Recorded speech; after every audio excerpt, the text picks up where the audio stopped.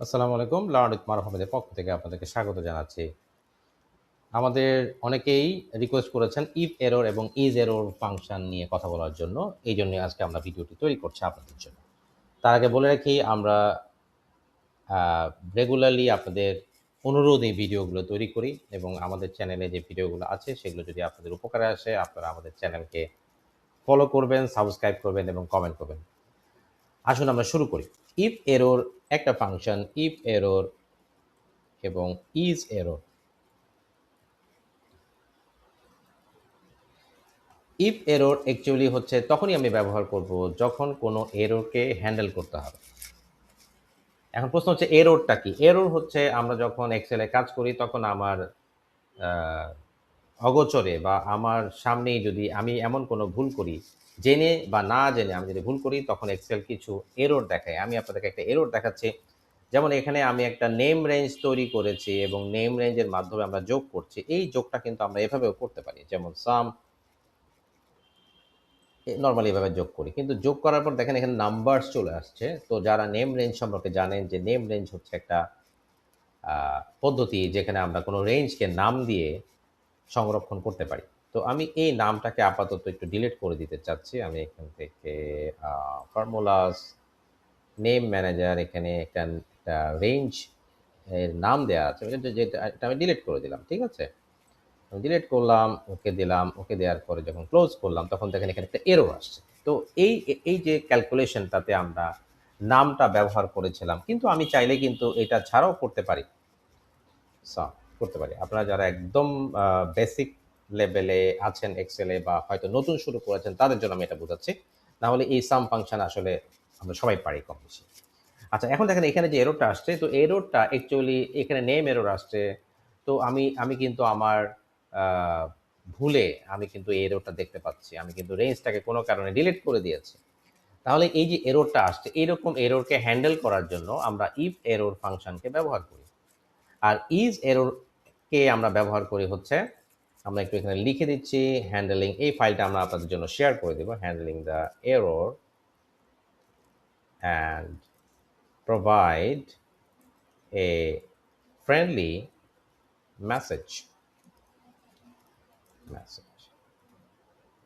On the other hand, is error function actually সে কোনো error হয়েছে কিনা সেটা সে আমাকে রিপোর্ট করতে পারে এবং সে রিপোর্ট করার পদ্ধতিটা হচ্ছে যে সে আমাকে আইদার এরর থাকলে ট্রু বলবে, এরর না থাকলে আমাকে সে ফলস বলবে।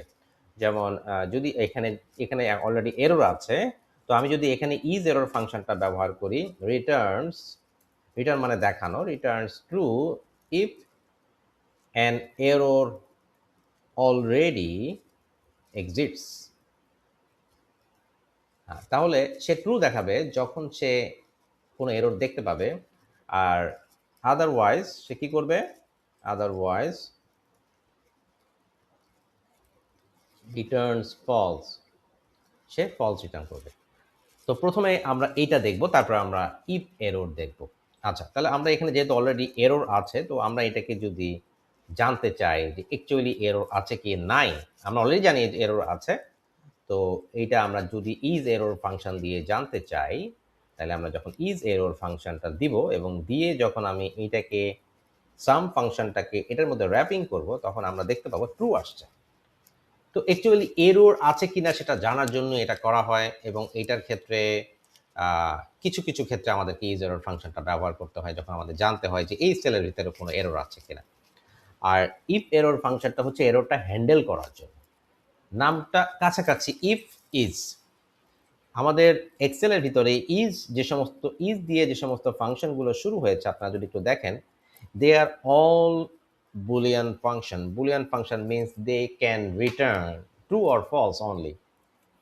তারা ট্রু ফলস এর বাইরে কোনো কিছু আপনাকে রিটার্ন করবে না। ট্রু মানে হচ্ছে ইজ অড, এই ফাংশনটা একটু দেখেন। ইজ অড যে নাম্বারটা আ মানে বেজোড় কিনা। ঠিক আছে? আমরা আপনাদের যদি অনুরোধ পাই তাহলে আমরা এই বুলিয়ান ফাংশন নিয়ে আরেকটা ভিডিও আপনাদেরকে আমরা সামনে বানিয়ে দেখাবো। তো আজকে আপাতত আমাদের টপিক হচ্ছে if error, is error. Already আমরা ইজ এররটা বুঝে ফেলেছি। এখন যদি আমার এখানে কোনো এরর না থাকে তাহলে কিন্তু ফলস আসবে। তো আমি কি করলাম? আমি এই জিনিসটাকে সিলেক্ট করে আবারও আমি নেম ম্যানেজারে গিয়ে অথবা আমি নেম বক্সে গিয়ে লিখলাম নাম্বারস।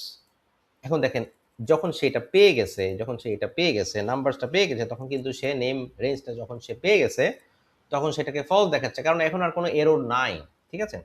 ওকে, এবার আসেন আমরা ইজ এরর ফাংশনটা দেখলাম, এবার আসেন ইফ এরর। এখন এই জায়গায় ইফ এরর ফাংশনটা দেওয়ার প্রয়োজনীয়তা হচ্ছে এই কারণে, if someone delete the range, if user delete the range, তখন যাতে, এখন দেখেন কোনো এরর নাই, বিকজ আমাদের নেম রেঞ্জটাকে আমরা আবার নতুন করে বানিয়ে দিয়েছি, কোনো এরর নাই। ইফ এরর ফাংশনটা আমরা ওই সমস্ত সেলের মধ্যে অ্যাড করে দিব যে সমস্ত সেলে আমার কাছে মনে হচ্ছে যে আমাদের ইউজার কোনো কারণে ভুল করতে পারে। সেটা যে কোনো ধরনের এরর হতে পারে, সেটা নাল এরর হতে পারে, সেটা ভ্যালু এরর হতে পারে, সেটা হতে পারে যে ডিভাইডেড বাই জিরো এরর। এই সমস্ত বিষয় নিয়ে আপনারা যদি অনুরোধ করেন, আমরা হয়তো একটা ভিডিও আপনাদের জন্য তৈরি করব। আচ্ছা, এবার আসেন আমরা অবশ্যই কমেন্টে আমাদেরকে জানাবেন। এবার আমি এখানে লিখলাম ইফ এরর, আমরা ফার্স্ট ব্র্যাকেট দিলাম। ইফ এরর আমার কাছ থেকে দুইটা যেটাকে বলে হচ্ছে আর্গুমেন্ট বা ডেটা আমার কাছ থেকে চাই। মনে রাখবেন যে ইফ ফাংশনের সাথে ইফ এরর ফাংশনের কোনো সম্পর্ক নাই। যেরকম ইফের সাথে ইফসের কিছুটা মিল আছে, ইফ ফাংশন একটা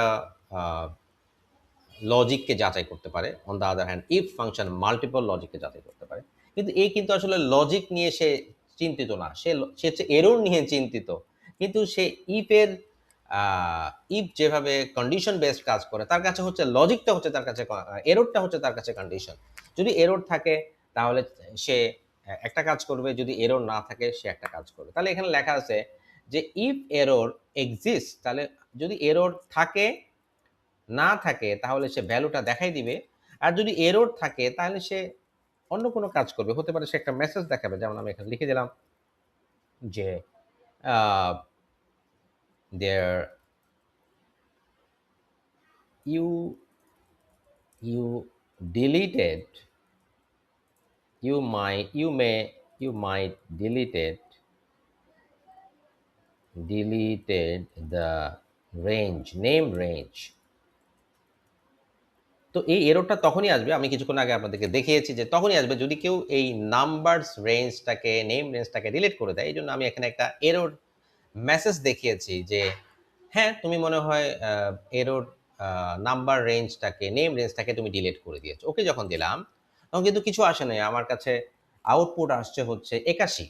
তাহলে এটা ওই মেসেজটা কখন আসবে? যখন এখানে আপনি কোনো ভুল করবেন। আর এখানে ভুল মানে হচ্ছে যে আপনি কোনো একটা নাম্বার রেঞ্জ, যেটা এখানে আপনি ব্যবহার করেছেন নেম রেঞ্জ, সেটাকে আপনি ডিলিট করে দিলেন। তো আমরা কিছুক্ষণ আগে অলরেডি আপনাদেরকে বানিয়ে দেখিয়েছিলাম এবং ডিলিটও দেখিয়েছিলাম, আবার ডিলিট করে দিলাম আপনাদের জন্য। এবং আমি যখন ওকে দিলাম তখন দেখেন, এই যে দেখেন আমাদের এখানে মেসেজটা দেখাইছে। ঠিক আছে? তাহলে এই ইফ এরর ফাংশন আপনাকে কোনো কাস্টম মেসেজ দেখাতে সাহায্য করে, এরর হ্যান্ডেল করতে সাহায্য করে, যাতে আপনি বুঝতে পারেন যে আমি আসলে তো ভুলে নাম্বারস যে রেঞ্জটা ছিল সেটা ডিলিট করে ফেলেছি, এই ভুলটা করেছি।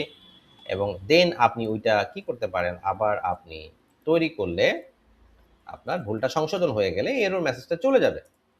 এই যে দেখেন চলে গেছে। তো হোপফুলি আপনারা ভিডিওর বিষয়বস্তু বুঝতে পেরেছেন এবং if error is error function ব্যবহার করে আপনারা আপনাদের এররগুলো হ্যান্ডেল করবেন। মনে রাখতে হবে যে এক্সেলের মধ্যে আমি চাই বা না চাই কিছু না কিছু এরর থাকবেই। আমি চাই বা না চাই, যেভাবে আমার লাইফে কিছু ভুল থাকে, সমস্যা থাকে, আমি চাই বা না চাই এক্সেলের মধ্যেও কিছু ভুল ভ্রান্তি হতে পারে, সেগুলোকে হ্যান্ডেল করার জন্য ইফ এরর এবং ইজ এরর ফাংশন আমরা আজকে দেখালাম। আপনারা যদি আমাদেরকে অনুরোধ করেন তাহলে হয়তো আমরা আরও কিছু ফাংশন সামনে দেখাবো।